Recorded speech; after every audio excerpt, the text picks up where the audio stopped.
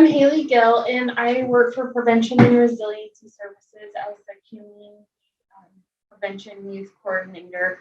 And then one of the positions, or one of my jobs, is to chair the Substance Misuse Task Force. And so our task force does a lot of things, but I just kind of geared this presentation more for what the KPCCI grant was working on, which was the alcohol piece. And so just know our coalition is doing a lot more in our community. I just geared the presentation towards the goals that the KPCCI grant was working on. Okay, so we live in Shawnee County.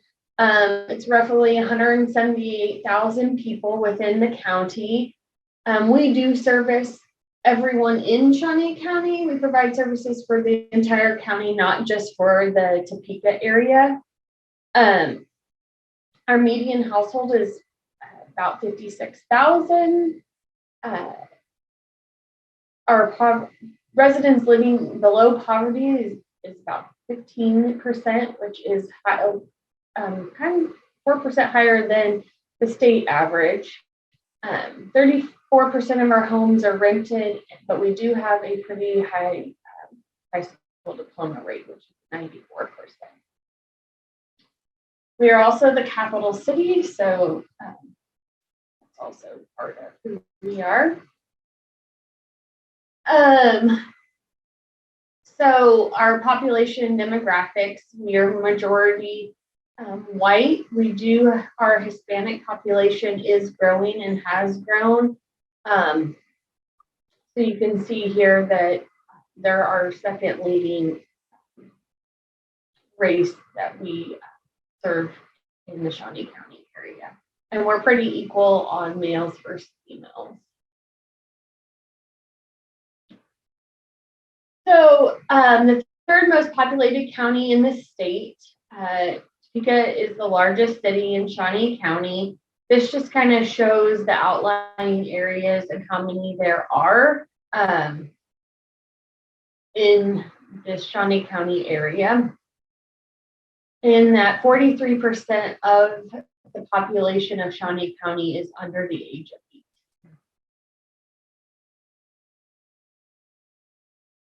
8. This is the mission statement of our task force. So we're just committed to making a reduction in substance use a priority throughout Shawnee County. And I will say really quick, I came onto the job last July, so I haven't even been here a year. Before that, since 2020, when this grant started, I think I'm the fourth person to chair this. So there was a lot of having to dig and try to find history and things. So yeah, the history and all that of the coalition is kind of lacking. The director nor I were here when this grant started. So we did the best we could at digging up as much as we could. So our goals are just to educate the public about the incidence and impact of early substance use by youth, energize the public to address substance use within their families, schools, and multi-sectors, and engage key leaders and policymakers about the impact of substance use, of the health and well-being of the county related to the impact of substance use. Sorry, that was a lot of substance use. So the needs assessment that was created, these are the things that they used when determining the need for grant money for KPCCI. It was the KPCCI data. The organization had a KPCCI planning grant, as well as a KPCCI capacity readiness and mobilization grant. And then they also looked at the community health improvement plan that was written by our health department. So there's a lot of words on this page, but it's just stating that what was that 14% of Shawnee County youth from the KCTC reported alcohol use in the last 30 days, and this was in 2019.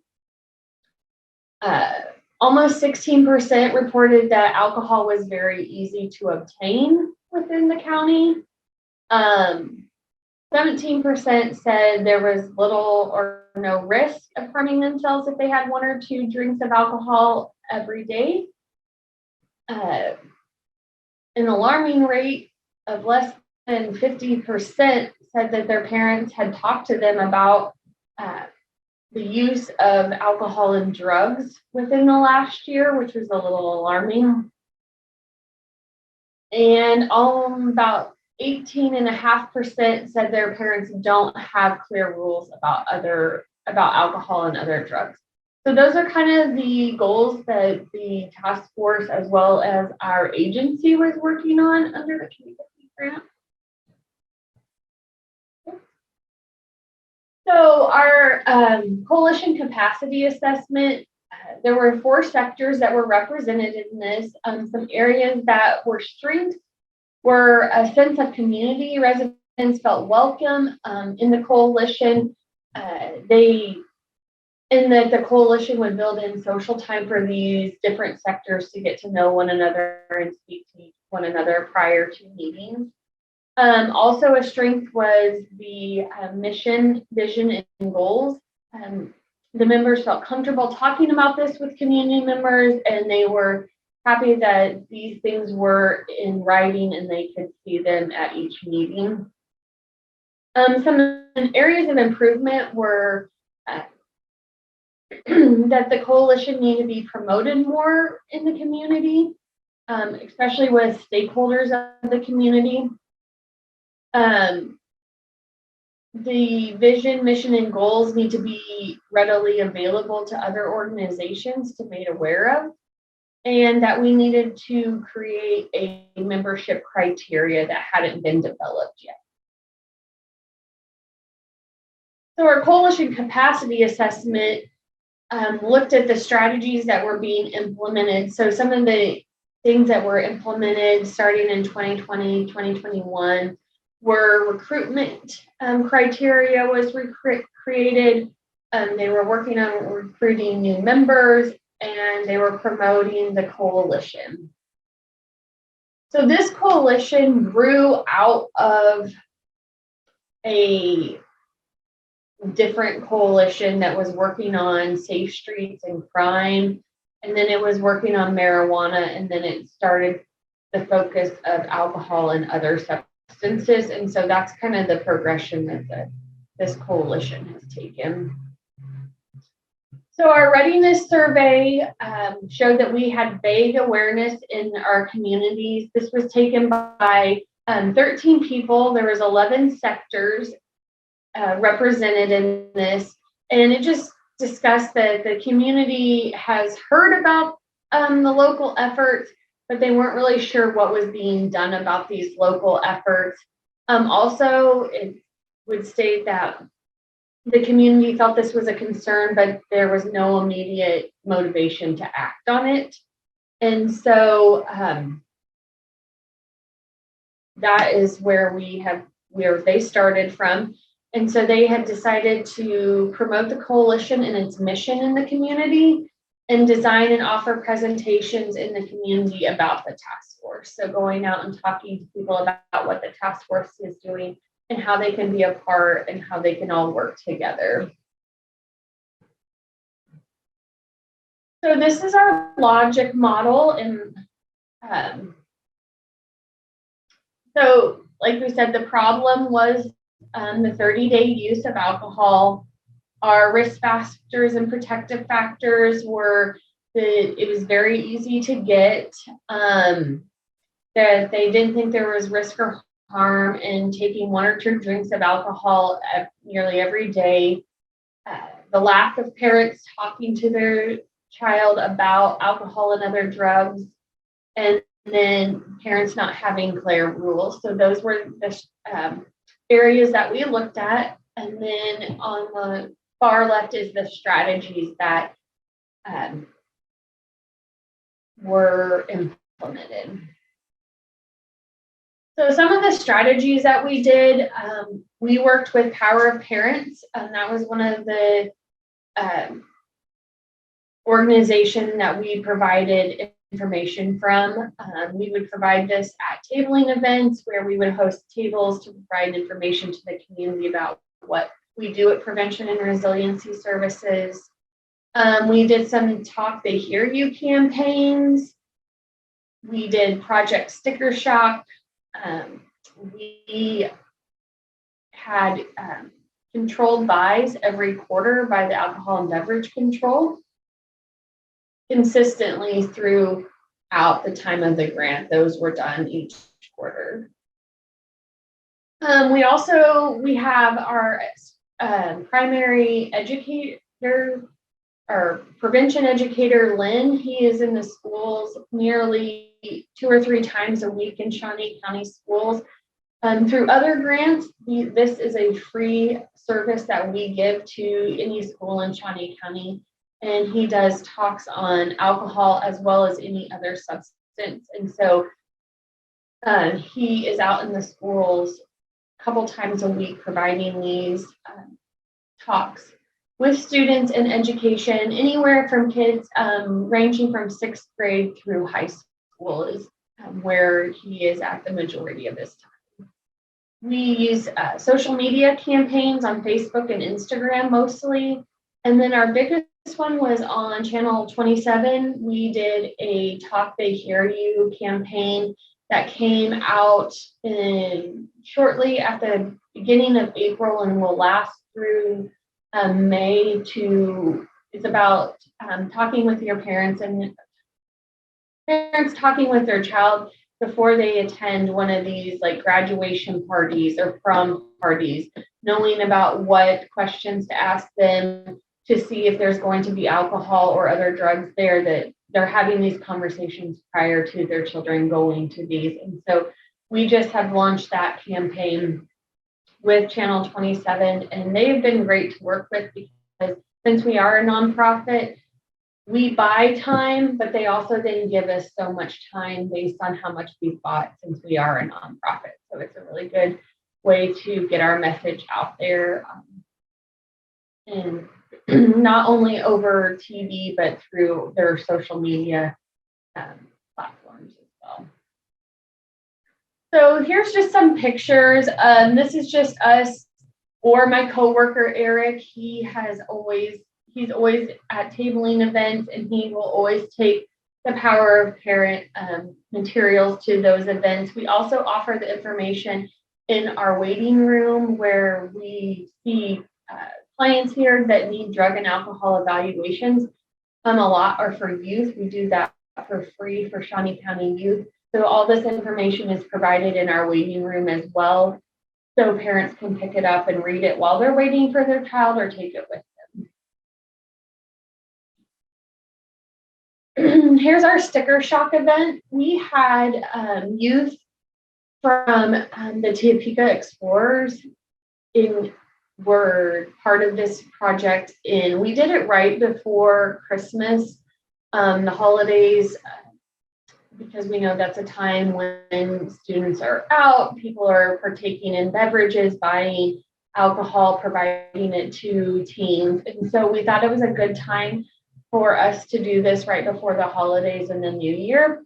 So the Topeka Explorers are young adults who are either in high school or have just graduated high school but aren't old enough to apply to the academy. They work,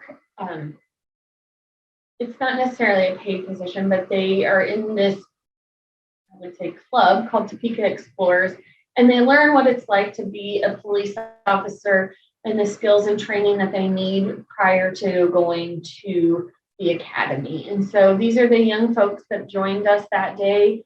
In their police uniforms, a lot of times they're out with the police doing work alongside them, learning the job. So it was really fun to work with them and get to know them. One had just graduated the day before. She's a December graduate, but she came the next morning to do this at like 9 a.m., and which was really cool because there's a lot of other things kids could have been wanting to do the morning after they graduate. But yeah, we went to 3 different liquor stores this time and posted a lot of stickers on just anything that they would allow us to. There's a couple liquor stores here in town that welcome us to come each time. They want to partner with us. They think this is important. So, and Rachel, who does the controlled buys, was part of this. She was also there with us. So just some pictures of them and their stickers and the great work that they were doing that Saturday morning. So 2,500, that is the number of students since January 2021, when Lynn was able to go back into schools and start presenting again. He has presented to about 2,500 students in the Shawnee County area just on alcohol prevention. And so this is anywhere ranging from, like I said, 6th grade through 12th grade, and not just in the Topeka public schools. This is in Washburn Rural, Seaman, Shawnee Heights, Rossville, all the other small outlying districts, as well as the Topeka Public School District. 109,131. This is the number of impressions, or the number of times our ad appeared on the ksnt.com platform. So this is the Channel 27 news platforms, their media or social media platforms that how many times our stuff was seen on there between, I think, April 6th and just like last Friday. So it makes a large impression for the community and gets our name out there. It spreads the word about how to talk to kids about substance use, but also about what resources are here in their community and what we do at prevention. So our biggest challenge, like it's been stated before, is the lack of participation in the KPCCI. This year in 2023, we had 32%. So we are just calling this, we're not really using that data because it's not a fair representation of our community in any way, with 30% of the consent had taken it. Unlike last year, we had a 66 and 62. So it really dropped this year. And so that has been a huge challenge. It's also been a huge challenge to Lynn, who goes out into the schools, as you were saying, the pre and post test. One way that we've kind of worked around that is that the teachers, after the day after Lynn has been there, they will ask, what did you learn yesterday? What stood out to you? What was new information? And then the teachers will collect those and share them back to us. So that is kind of one way that we're kind of working around it a little, getting some feedback, but it's coming from the teachers asking and not from us. So you can see, though, that since 2018, 2019, it doesn't show the 2023 data just because we didn't feel that it was as accurate. The 30-day use of alcohol within 30 days has declined each year. So that was really a positive for us to see. The risk of harming themselves if they take a drink or two nearly every day, it's kind of been fluctuating. So we see that, in 2019 it was at 17%, and in 2022 it was at 11%. So we have decreased, but we need to continue decreasing. So one of the areas that has kind of decreased but then has stayed steady was, has an adult in your house talk to you about the harmful effects of tobacco, alcohol, or drugs? And since this is kind of still decreasing or staying the same, this is an area that we are going to focus on with a grant that we've gotten from the Topeka Rotary this year, and having a parent night out and using the Talk They Hear You campaign, as well as bringing in a parent who has lost a child or has had a child overdose on fentanyl, And so this is kind of how we're going to work on this with the parents. I just gave a vaping presentation a couple of weeks ago to paraprofessionals, and it was alarming how many thought vaping was safe. And these are like the adults that are working with children. And so not only do we need to be educating the children, we have to be educating the adults to have these conversations. And then we're also going to try to continue with grant money to do the controlled buys, because as you see, our numbers for is it easy to get alcohol is going up, and or kind of went down and then kind of going up.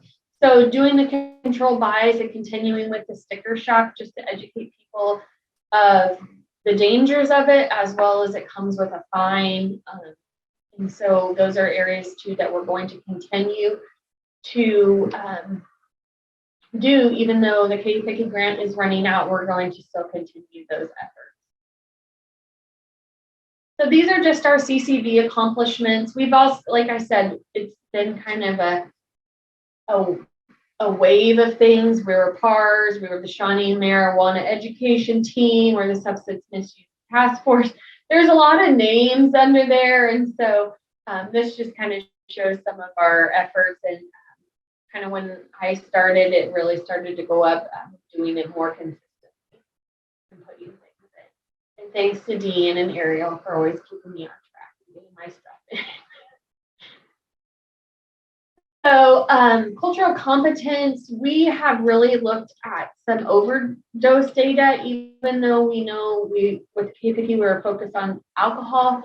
We've really looked at overdose data from OD MAP to kind of pinpoint areas in Shawnee County that have higher risk of overdoses, which we know that there's children living in those areas that are more susceptible to becoming users of substances. And so we have pinpointed those areas with our task force and have had conversations about how we're going to give outreach to those areas of the community that are less served with resources. So that's something that we're working on in the task force, as well as since we do have a larger Hispanic population, whether they're here year round or they're migrant during the farming season, we still offer Spanish materials. And also Prevention and Resiliency Services is only agency in Shawnee County that offers a drug and alcohol evaluation in Spanish, as well as ADIS, Alcohol and Drug Information School in Spanish. So those are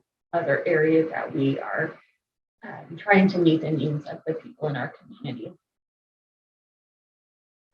For sustainability, we do have city and county prevention grants. Like I said, we're still exploring other funding resources.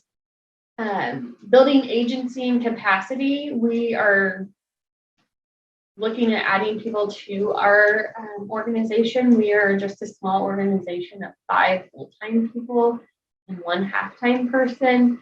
So we're looking to build the capacity to help and maybe try to do more groups, parenting groups, and child student groups. Continue collaboration with community partners and growing our coalition sectors with a goal of applying for the drug-free community grant in the next few years, as well as continue community education about prevention needs in Shawnee County. So that is what we are looking to do in the next few years. And if you want to follow us, please check us out on it's mainly PARS Topeka, but we're on most social media platforms.